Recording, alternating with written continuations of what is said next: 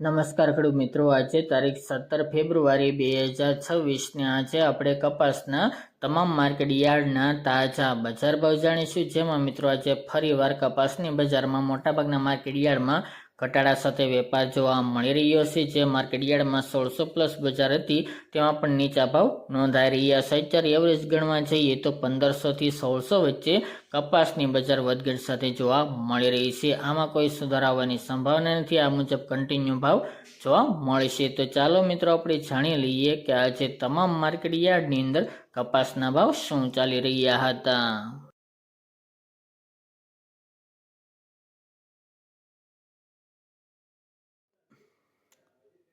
ખેડૂત મિત્રો, આજના કપાસના ભાવ જોઈએ તો ધારી 1435 થી 1435 રૂપિયા, હરસોલ 1500 થી 1581 રૂપિયા, ધંધુકા 1120 થી 1539 રૂપિયા, ખાંભા 1331 થી 1570 રૂપિયા, મોરબી 1350 થી 1574 રૂપિયા, ધ્રાંગધ્રા 1290 થી 1477 રૂપિયા, રાજકોટ 1380 થી 1592 રૂપિયા, વડાલી 1410 થી 1631 રૂપિયા, જેતપુર 1138 થી 1611 રૂપિયા, ખેડબ્રહ્મા 1450 થી 1560 રૂપિયા, હિંમતનગર 1549 થી 1597 રૂપિયા, જામજોધપુર 1250 થી 1580 રૂપિયા, હળવદ 1100 થી 1595 રૂપિયા, થ્રોલ 1100 થી 1542 રૂપિયા, વિરમગામ 1260 થી 1424 રૂપિયા,